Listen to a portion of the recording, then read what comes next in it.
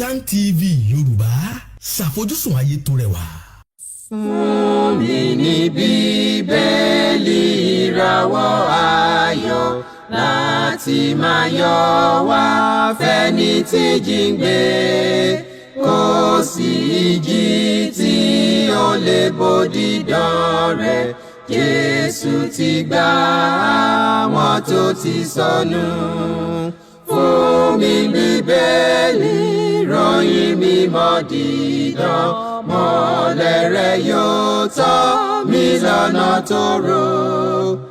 Ẹ̀kọ́ ìlérí òfin ìfẹ́ papọ̀, kóru tó kọjá sọ́jà ìnípẹ̀kun.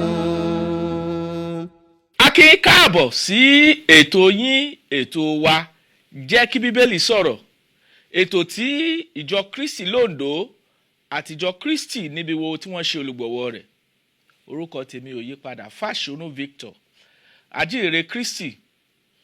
A dúpẹ́ lọ́wọ́ Ọlọ́run fún oore ọ̀fẹ́ rẹ̀ àti ìwàláàyè rẹ̀. Kí a tó tẹ̀síwájú nínú ètò ìdálẹ́kọ̀ọ́ tá a ní fún wa lónìí, ẹ jẹ́ ká tẹríba nígbà tí a ń gbàdúrà sí Ọlọ́run ẹlẹ́dàá wa, bàbá wa àti Ọlọ́run wa. Bàbá wa nípasẹ̀ Jésù Kristi Olúwa, aláàánú àtolóore ọ̀fẹ́ jùlọ ní ẹ̀yin ni Ọlọ́run àti ẹlẹ́dàá wa. Ògo ni forúkọ yín títí láéláé. Ẹ bá wa sọ̀rọ̀ lónìí, kọ́rọ̀ yín ó yé wa, kí ìfẹ́ yín ó di mímọ̀ lọ́kàn wa. Bẹ́ẹ̀ ni kẹ́ gbàkóso gbogbo ní orúkọ Jésù Kristi Olúwa àti olùgbàlà wa. Àmín. A kí yín káàbọ̀ sí ètò yín ètò wa Jẹ́ kí Bíbélì sọ̀rọ̀. A dúpẹ́ lọ́wọ́ Ọlọ́run fún oore rẹ̀ àti fún iṣẹ́ ìyanu rẹ̀ lórí ènìyàn gbogbo. A dúpẹ́ lọ́wọ́ Ọlọ́run fún àwọn ènìyàn wa tí wọ́n wà nílé, tí a jọ ń kẹ́kọ̀ọ́ ọ̀rọ̀ Ọlọ́run papọ̀, tí a jọ ń wádìí ohun tí Bíbélì gbé kalẹ̀ gẹ́gẹ́ bí ìfẹ́ àti àṣẹ Ọlọ́run. A tún ti dé gẹ́gẹ́ bí a ṣe ń dé láti mú àwọn kókó ẹ̀kọ́ wá síwájú yín kí a jọ máa gbé wọn yẹ̀wò pẹ̀lú àgbékalẹ̀ Bíbélì. Kókó ẹ̀kọ́ tí a ní fún wa lónìí òun ni kí ni Bíbélì sọ nípa àtúnṣe. Àwọn olóyìnbó sọ pé restitution.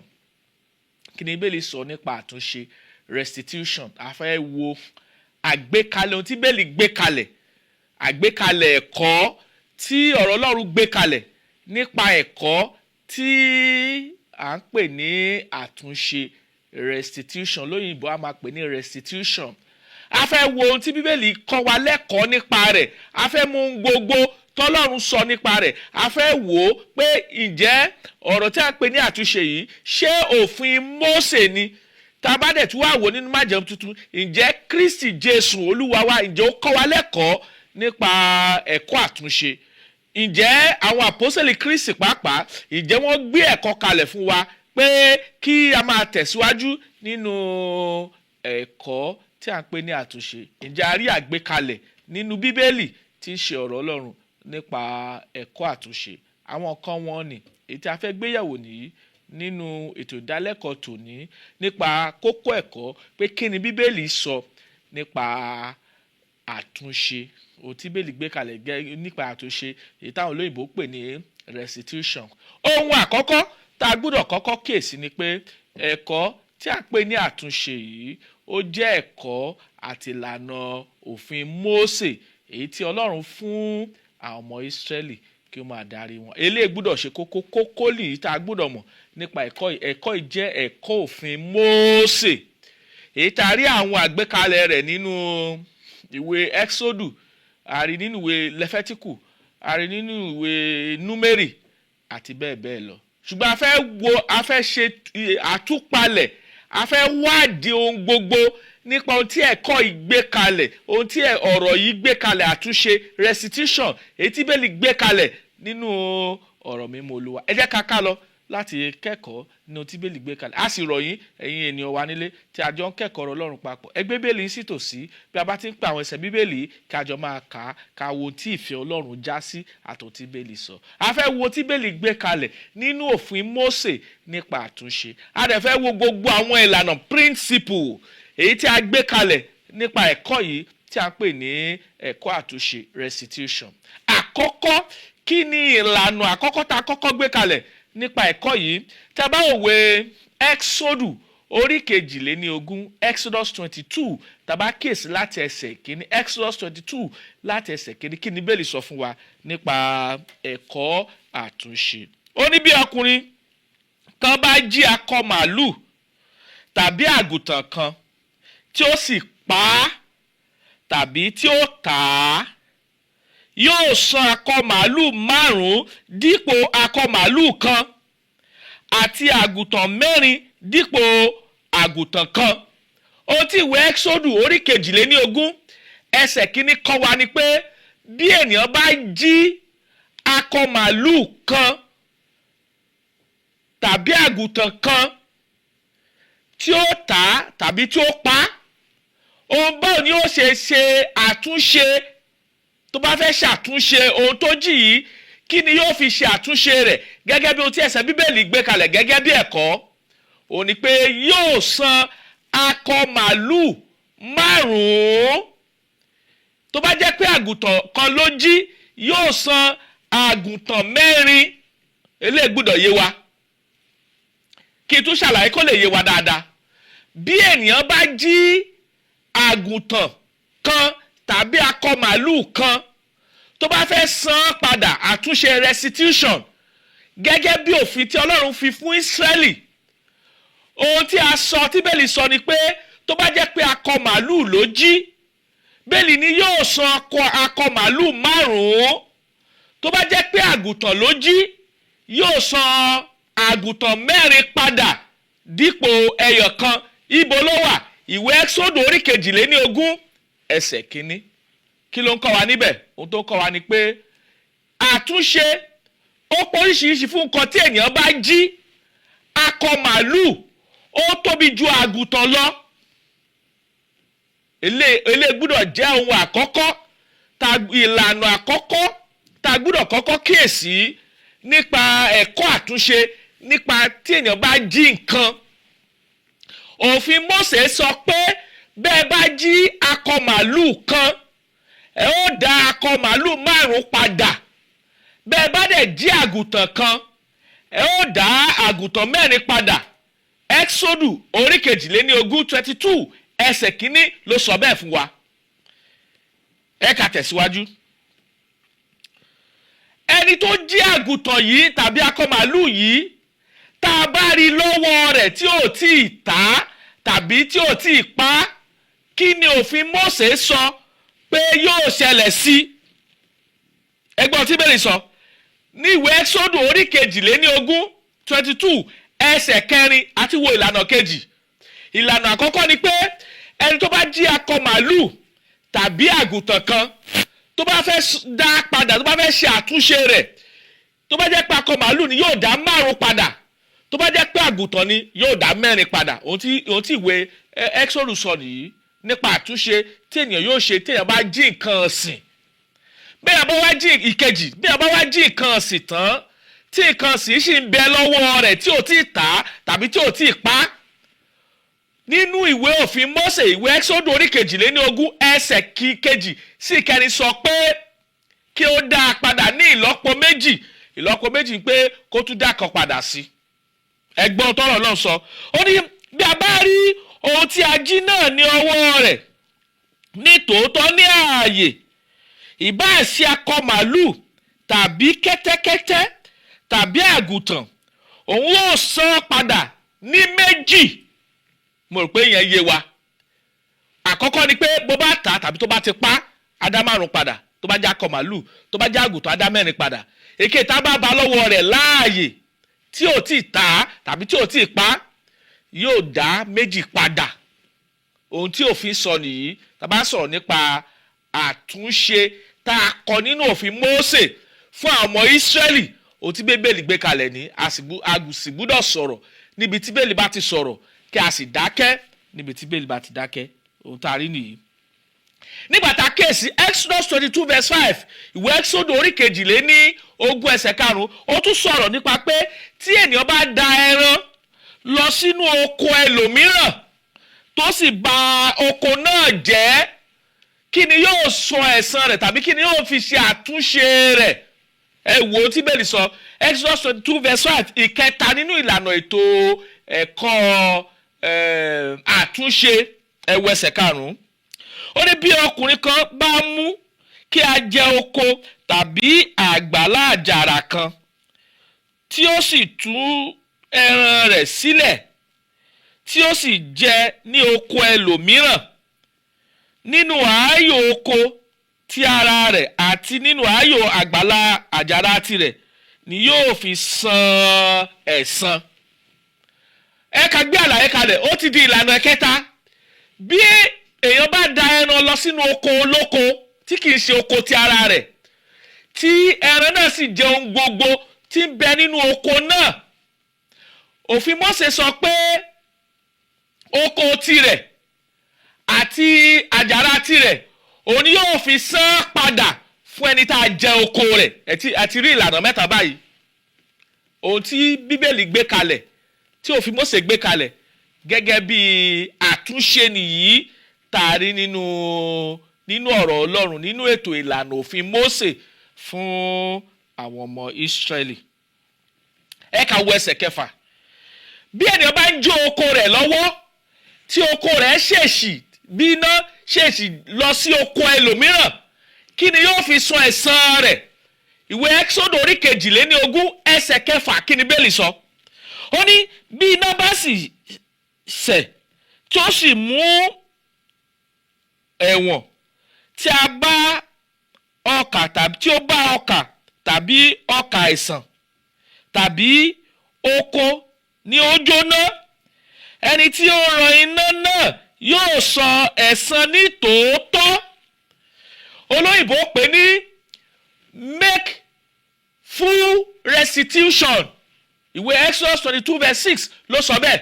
bí ènìyàn bá ń jó oko tirẹ̀ tí oko náà ṣèṣì lọ sí oko ẹlòmíràn tó sì bà oko ẹlòmíràn jẹ́, tàbí àgbàdo ẹlòmíràn tàbí ọkà ẹlòmíràn tàbí ohun tí ènìyàn ti gbìn tó bà á jẹ́, a sọ pé ohun gbogbo tó bàjẹ́ pátápátá òun ni yóò dá padà. ó ti di ìlànà 4.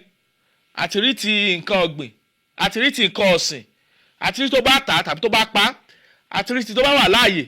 a dẹ̀ ti rí pé tí oko èèyàn bá wọnú oko ẹlòmíràn, ohun tí òfin àtúnṣe sọ gẹ́gẹ́ bí ìlànà òfin Mósè àti rí kà. a dẹ̀ ti rí kà pé bí iná bá dédé sú já bí ẹ̀ bá ń so oko rẹ̀, tí wọ́n bá lọ sínú oko ẹlòmíràn, gbogbo tá a pè ní àtúnṣe pátá lórí oko náà, gbogbo tó bàjẹ́ ni yóò dá padà. ohun tí òfin àtúnṣe sọ nìyí. nígbà tá a tún kíyèsí ìwé Ẹ́kísódù orí 22 náà, ká wo ìkarùn. bí ènìyàn bá fúnni ní nǹkan tọ́jú, ó fúnni dábì property dàbí nǹkan ìní, pé jọ̀ọ́ bá mi tọ́jú nǹkan ìní yìí títí di ìgbà báyìí, títí di àkókò báyìí. tí ẹni tá a fún tọ́jú yìí bá wá jí nǹkan náà, tàbí tó parọ́ nípa nǹkan náà, tàbí tí ò bìkítà nípa nǹkan náà, tí nǹkan náà fi bàjẹ́, kí ni ó fi ṣe àtúnṣe rẹ̀? ìwé Ẹ́kísódù orí 22 ẹsẹ̀ 7 sí 9 ẹsẹ̀ Bíbélì yẹn pọ̀. Bíbélì sọ fún wa pé gbogbo rẹ̀ pátápátá lẹ́ni yẹn yóò dá padà. ohun tá a fún tọ́jú tí ò tọ́jú rẹ̀ dáradára, tàbí tí ó jí, tàbí tó parọ́ nípa rẹ̀, gbogbo rẹ̀ pátá ni ó san, ni ó ṣe àtúnṣe rẹ̀ fún ẹni tó fún tọ́jú. mo rò pé àfọkàn bá ẹ̀kọ́ yìí lọ.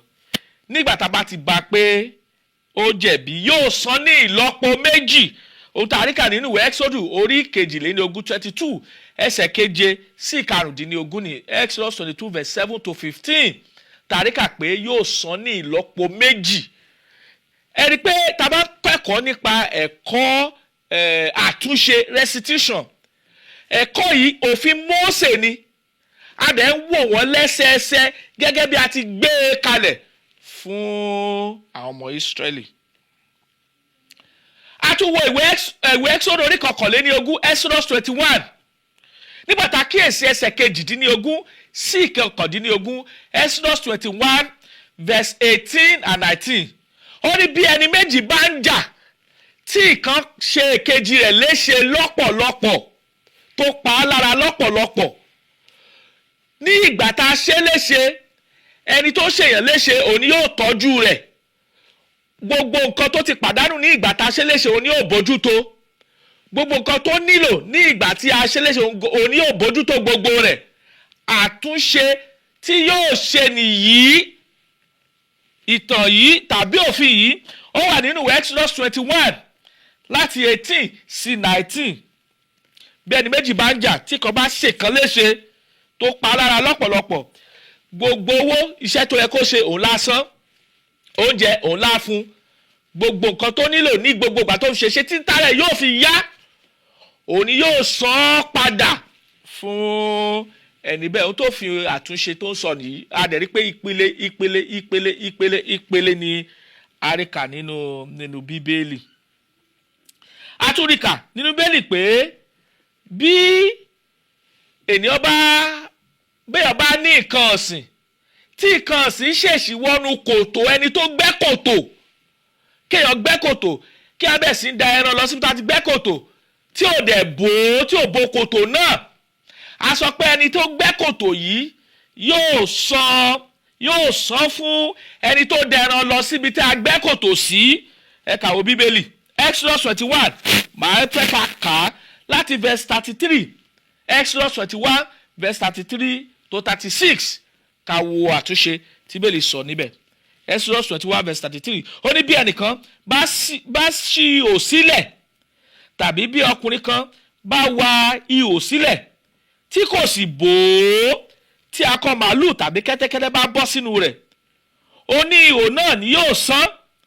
yóò sì fi owó fún olúwa wọn òkú rẹ̀ á sì jẹ́ tirẹ̀ ẹ wo tí bẹ́ẹ̀lì gbé kalẹ̀ bí èèyàn bá gbẹ́ ihò sílẹ̀ tẹ́ ẹ̀ bò ó ti di òfin Mósè sọ pé bá a ṣe gbẹ́ ihò sílẹ̀ tẹ́ ẹ̀ bò yìí tí ẹran bá wá kó wọnú rẹ̀ akọ màálù ni tàbí kẹ́tẹ́kẹ́tẹ́ ni ẹni tó gbẹ́ ihò sílẹ̀ yìí òun ni yóò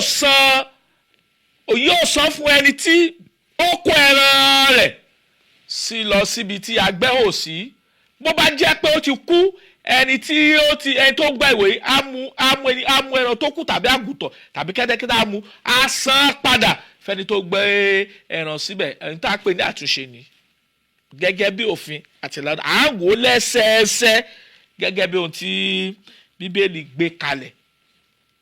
àtúnkèsí àtúnṣe mìíràn ìwé lẹ́fẹ́tíkù orí ìkẹfà Leviticus 6 tábà kéèsì ẹsẹ̀ kínní títí dé ẹsẹ̀ keje bíbélì sọ fún wa níbẹ̀ pé bí ènìyàn bá fẹ́ ṣe àtúnṣe ó gbúdọ̀ jẹ́wọ́ ohun tó ti ṣe ó gbúdọ̀ jẹ́wọ́ ẹ̀ṣẹ̀ náà ó sì gbúdọ̀ dá ohun tó mú yìí padà ó sì gbúdọ̀ fi ìdá 20% kún ohun tó fẹ́ dá padà ó sì gbúdọ̀ rú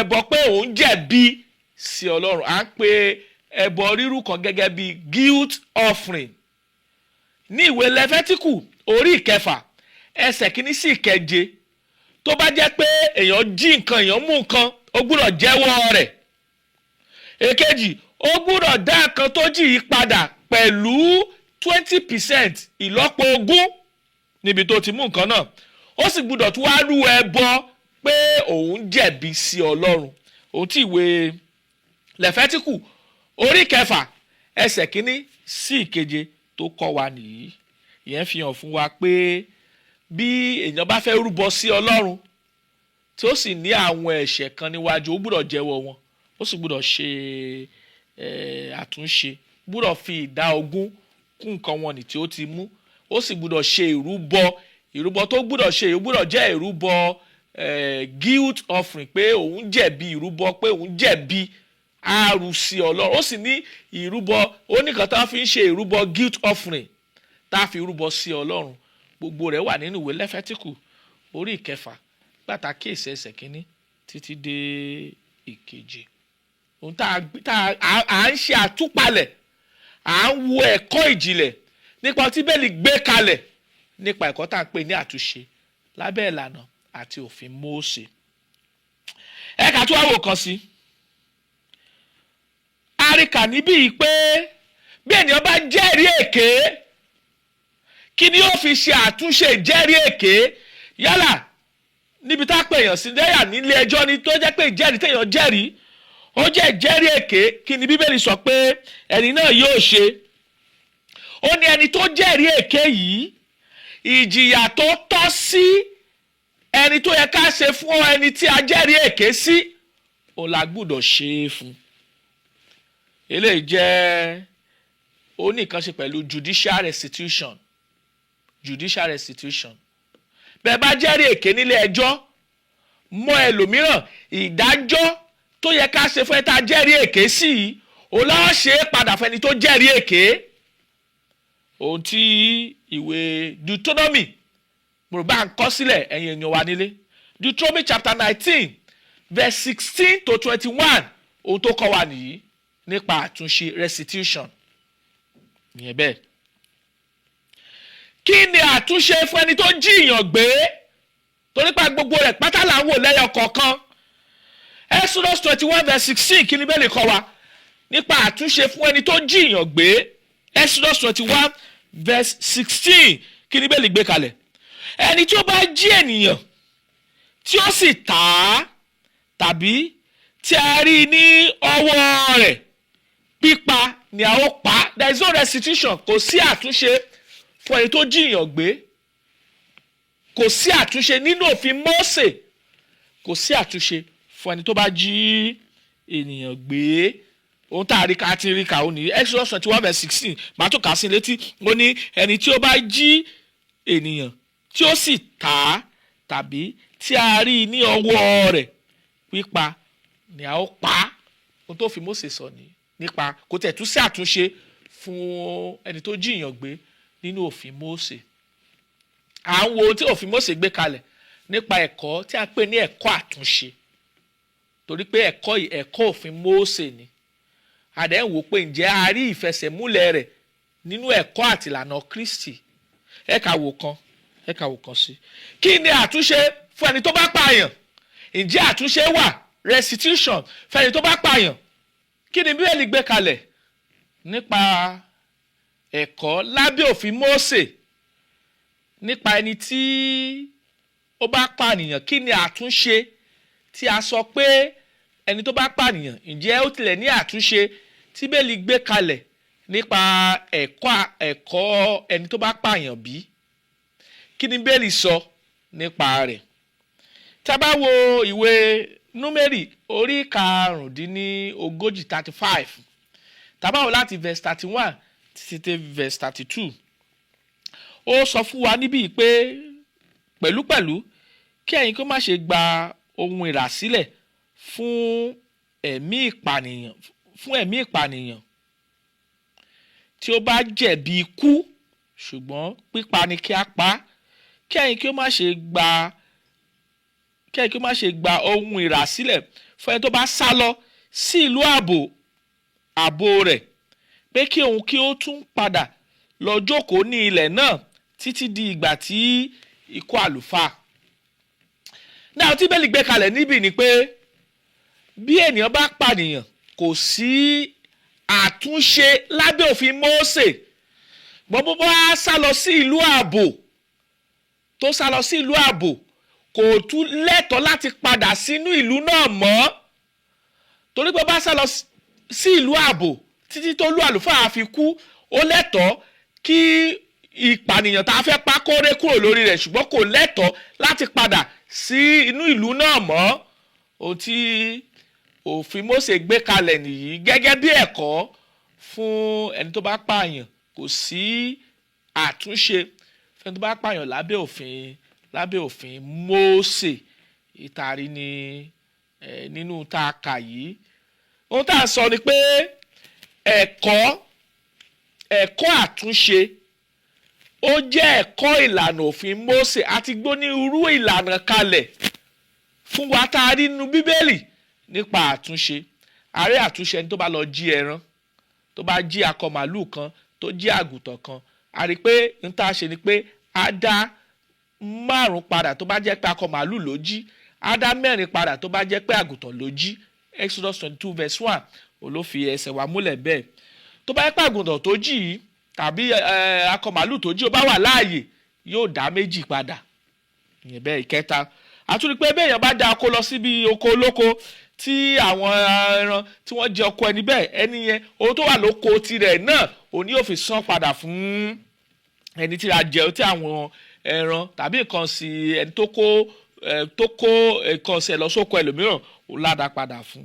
bí èèyàn bá ń dáná, bí èèyàn bá dá iná sóko rẹ̀ tó wá lọ sí oko ẹlòmíràn, gbogbo tó wà nínú oko ẹni tó dáná sóko yìí òní yóò san padà fún ẹni tí àdáná sun oko rẹ̀. ẹni tá a fi nǹkan lé lọ́wọ́ pé kó tọ́jú rẹ̀, kí ni àtúnṣe tá a ṣe? gbogbo tá a fi lé lọ́wọ́ yìí a sọ ma pé yóò san lẹ́ẹ̀mejì ní dọ́bù tí a bá rí pé ó jẹ̀bi. ẹni tí àwọn méjì ń jà, ẹnìkan pa kan lára, ẹni ohun tí yóò fi san ẹ̀san tàbí ohun tí yóò fi ṣe àtúnṣe òní pé òní yóò tọ́jú ẹni bẹ́ẹ̀. ó tó bá pé ó ń lọ síbi iṣẹ́, gbogbo àti òfin lọ sí iṣẹ́ òun láfun lówó oúnjẹ títí tára rẹ̀ yóò fi ṣe kíni tí yóò fi yá. bí ènìyàn bá da ẹran lọ sí ibi ihò tẹ́nìkan gbẹ́ ihò lóko rẹ̀ tó wá tí ò bò tó wá dẹran síbẹ̀ táwọn ẹran wá kó sínú ihò náà, ẹni tó gbẹ́ ihò sílẹ̀ tí ò bò ẹni yẹn tó bá pé bí ẹran 10 ló wọnú ihò náà tí wọ́n kú, ẹran 10 òní yóò san fún ẹni tó da ẹran lọ sí ibẹ̀. ohun tá a rí nínú òfin Mósè nìyí nípa àtúnṣe.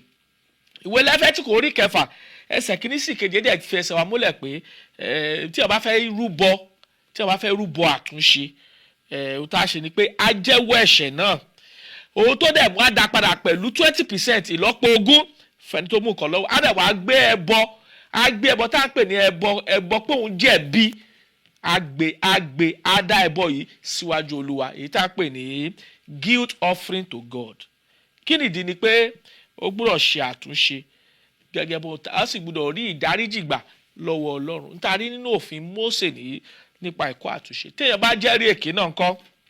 àríkà nínú ìwé Deuteronomy chapter 19 16 to 21 pé ohun tó jẹ́rìí èké sí, ìdájọ́ tó yẹ ká fún ẹni tí a jẹ́rìí èké sí, ìdájọ́ ni wọ́n ò fún ẹni tó jẹ́rìí èké. ohun tá a rí náà ọ̀rọ̀ Ọlọ́run nìyí. àtúrẹ́kà pé bí èèyàn bá jẹ́ èèyàn gbé, kò sí àtúnṣe fún ẹni tó jí ni gbé. pípa la sọ pé a ó pa Exodus 22 verse 16. bí èèyàn bá pààyàn ńkọ́ ní Numbers 35 verse 31 to 30. lábẹ́ òfin Mósè ni o. bí èèyàn bá pààyàn lábẹ́ òfin Mósè kò sí àtúnṣe, kò sí àtúnṣe fẹ́ tó bá pààyàn. ṣùgbọ́n tó bá sá lọ sí ìlú ààbò, torí pé bí èèyàn bá ṣèṣì pààyàn tó sá lọ sí ìlú ààbò, wọn ò ní fọwọ́ kàn mọ́, wọn fi sílẹ̀ títí tó lú àlùfáà náà bá kú. òun ló lẹ́tọ̀ọ́ láti kúrò ní ìlú ààbò yẹn padà sínú ìlú yẹn. ṣùgbọ́n tó bá yẹ pé ó bá pààyàn tó bá sá lọ sí ìlú ààbò, ó gbọ́dọ̀ wà ní ìlú ààbò títí tó lú àlùfáà tó jẹ́, títí tí yóò fi kú. ohun tá a rí kà nínú Bíbélì nìyí nípa ẹ̀kọ́ àtúnṣe. tá a rí kà nínú Bíbélì nípa ẹ̀kọ́ àtúnṣe. ẹ̀yin ènìyàn wa tájọ́ kẹ́kọ̀ọ́ Ọlọ́run papọ̀. a wà ní ọ̀sẹ̀ tó ń bọ̀ lágbára Ọlọ́run, a ó wo ẹ̀kọ́ ohun tí a rí nínú májẹ̀mú títún nípa ẹ̀kọ́ àtúnṣe. ǹjẹ́ Jésù Kristi kọ́ wa lẹ́kọ̀ọ́ yìí? ǹjẹ́ a rí ẹ̀kọ́ ìgbà lọ́wọ́ àwọn àpọ́sítélì, tàbí a rí ẹ̀kọ́ yìí nínú ìlànà ọ̀rọ̀ Ọlọ́run nínú májẹ̀mú títún? tá a gbéyàwó ní ọ̀sẹ̀ tó ń bọ̀ nìyí. a fẹ́ kẹjẹ́ kájọ jókòó kájọ máa kẹ́kọ̀ọ́ ọ̀rọ̀ Ọlọ́run papọ̀, ká sì dúró nínú òtítọ́ ètí Bíbélì gbé kalẹ̀. Olúwa yóò ràn wá lọ́wọ́ lórúkọ Jésù. a ti ń ṣèfilọ̀ yìí fún bí ìgbà mélòó kan tá a ti wá sí orí afẹ́fẹ́. a sọ pé a máa ṣe question and answer session, ìbéèrè àti ìdáhùn ní ọjọ́ Olúwa tó bá kẹ́yìn. a gbé ènìyàn wá, oníwàásù ìyìnrere Kristi, tá a jọ máa fi lu ìbéèrè, a sì máa wo ìdáhùn nínú tí Bíbélì gbé kalẹ̀ gẹ́gẹ́ bí àṣẹ. a fẹ́ kẹ́ béèrè yín, kẹ́ sì béèrè àwọn kan wọn ní tá a ti gbé kalẹ̀ nínú ẹ̀kọ́ èyí tí ò bá yé yín. àwọn nọ́mbà tí ẹ ó pè wá sí nìyí fún ìbéèrè tàbí ẹ̀bẹ̀ fún àdúrà: 080 57 444 902 tàbí 08065 71 7023. àwọn nọ́mbà náà lẹ́ẹ̀ rí ní ojú fọ́nrán yín. a tún tún nọ́mbà náà pè fún wa: 080 57 444 902 tàbí 08065717023. Kí àlàáfíà àti wà láàyè Ọlọ́run kó máa bá wa gbé, kó sì kọ́ wa ní ìfẹ́ rẹ̀, kó kọ́ wa ní ọ̀rọ̀ rẹ̀, ní orúkọ Jésù Kristi Olúwa wa. Àmín. Fún mi ní Bíbélì ìràwọ̀ ayọ̀ láti máa yọ wá fẹ́ni tí jíǹgbé, kò sí ìjì tí ó lè bòdì dán rẹ̀. Jésù ti gbà àwọn tó ti sọnù. Fún mi Bíbélì ìròyìn mímọ́ dídán, mọ́lẹ̀ rẹ̀ yóò tọ́ mi lọ́nà tóóró. Ẹ̀kọ́ ìlérí òfin ìfẹ́ papọ̀, kóòrù tó kọjá sọ́jà ìnípẹ̀kun.